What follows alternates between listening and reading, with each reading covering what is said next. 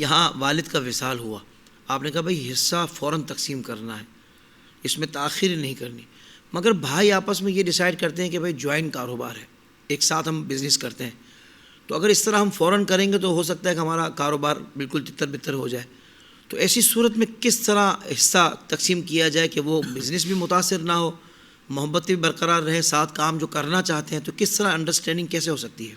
دیکھیں، اس میں اگر کاروبار کا معاملہ ہے تو یہ نہیں کہا جا رہا کہ آپ دکانیں بیچ کے کیش میں سب کنورٹ کر کے اور پھر تقسیم کریں. نہیں، اگر کاروبار ہے اور آپ اس کو کنٹینیو کرنا چاہتے ہیں تو ابا کا کاروبار تھا، اب اس میں بہن بھائیوں کی پارٹنرشپ ہے اور بیوی کی بھی پارٹنرشپ ہے، باقی ورثہ کی بھی ہے، تو ایک ایگریمنٹ بنا لیں اور اس میں جو مفتی صاحب حصے بتاتے ہیں اس کا ایگریمنٹ بنا لیں کہ بھائی پہلے 100% ابا کی شیئر ہولڈنگ تھی اس میں، اب قرآن و حدیث کے مطابق 10% ابا کا ہے، 10% اماں کا ہے، بیٹوں کا اتنا ہے، بیٹیوں کا اتنا ہے، اور آج سے کاروبار کی پوری اونرشپ اس حساب سے ڈسٹریبیوٹ ہو جائے گی.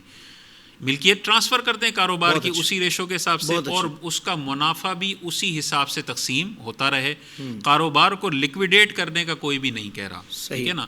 اسی طرح گھر ہے، اگر آپ سمجھتے ہیں کہ گھر کی اونرشپ، گھر اگر بیچ دیا تو بڑے مسئلے مسائل ہو جائیں گے اور فوری ایسے ریٹ نہیں آئیں گے، تو اس میں بھی یہ کیا جا سکتا ہے کہ ایک بھائی وہ گھر خرید لے اور باقیوں کا جو حصہ ہے وہ کیش میں ان کو دے دے، یا اگر نہیں کر سکتا تو اس گھر کے اندر مالکانہ حقوق سارے ورثاء کو اس حساب سے دے دیے جائیں جو ان کا ریشو بنتا ہے. بالکل ٹھیک ہے. اور باقی جو کیش ہے، جو سونا ہے، جو چاندی ہے، وہ تو پھر ظاہر ہے وہ تو لکوڈ آئٹم ہے، کیش آئٹم ہے، وہ تقسیم کر لیں. تو جو غیر منقولہ چیزیں ہیں، جو کاروبار ہے، اس میں اونرشپ کا ایگریمنٹ کر لیں اور باقیوں کو کیش ڈسٹریبیوٹ کر لیں. لیکن یہ نہ کریں کہ ابھی ابا کی جائیداد میں رہنے دیتے ہیں، جب کبھی ضرورت پڑی نا تو کر لیں گے، یا 20 سال کے بعد. اس میں پھر یہی مناسخے والے مسئلے آتے ہیں کہ سب راضی تھے اور کچھ بھی نہیں کیا، ایک بیٹا مر گیا، پھر سب راضی تھے اور کچھ بھی نہیں کیا، دوسرا بیٹا مر گیا، تو باقی جو 2 بھائی ہوتے ہیں نا وہ کہتے ہیں کہ یار وہ 2 تو مر گئے، چلو اب ہم دونوں مل کے ڈیوائیڈ کر لیتے ہیں.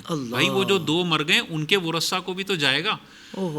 تو بھائی انڈرسٹینڈنگ کی وجہ سے کرواتے نہیں ہیں، لیکن اپنے بیوی بچوں کے ساتھ زیادتی کر کے چلے جاتے ہیں. تو زندگی میں ہی کہیں بھائی کاروبار چلتا رہے گا، اونرشپ اب اس طرح ہوگی جو قرآن و حدیث کے مطابق ہے، تاکہ اگر میں مر بھی جاؤں تو میرے بیوی بچوں کو پتہ ہو کہ اس کاروبار میں 20% ہمارے شوہر کا ہے، اس کا پروفٹ ان کو آتا رہے گا. اسی میں عافیت ہے. جلدی ہر اعتبار سے تقسیم کر لینا چاہیے. اور ان دا اینڈ یہ بات تو طے ہے کہ چاہے کاروبار ٹوٹتا ہو یا کچھ بھی ہوتا ہو، اگر 1 یا 2 کوئی مطالبہ کرتے ہیں کہ بھائی ہمیں ہمارا حصہ چاہیے، تو وہ آپ نے دینا ہی ہے اس وقت. ہاں، اگر وہ کاروبار میں حصہ مانگتے ہیں، آپ نے یا تو ان کو اونرشپ دے دینی ہے کاروبار کی، اور اونرشپ اگر نہیں مانتے ہو، چاہتے ہیں کہ ہم اپنا کاروبار الگ سے کریں گے، نہیں ہمیں کیش چاہیے، جو بھی چاہیے ان کو حصہ کو دینا پڑے گا. نہیں، ان کو کیش میں دینا کوئی لازم نہیں ہے. نہیں ہے. ہاں، جو ابا چھوڑ کے گئے نا اس میں ان کا حصہ ہے. ٹھیک ہے. اوکے. تو یا تو اس میں حصہ دے دیں یا کوئی اپنی مرضی سے اس کو کیش دے دے دوسرے کو، تو وہ. لیکن یہ پابند نہیں کیا جا سکتا کہ وہ کیش مانگ رہے تو اس کو کیش ہی دیں. نہیں بھائی، ابا سونا چھوڑ کے گئے تو سونے میں حصہ ملے گا، ابا دکان چھوڑ کے گئے تو دکان، ابا گھر چھوڑ کے گئے تو گھر. ہر چیز کو کیش میں کنورٹ کر کے دینے کا مطالبہ یا لینے کا مطالبہ یہ نہیں ہے. ہاں، کوئی اپنی مرضی سے کہتا ہے کہ یار اس میں 10 لاکھ تھا اس گھر میں 10 لاکھ اس کو دے دیتا ہوں اور اس کی اونرشپ گھر کی میں لے لیتا ہوں، یہ درست ہے. بالکل ٹھیک ہے.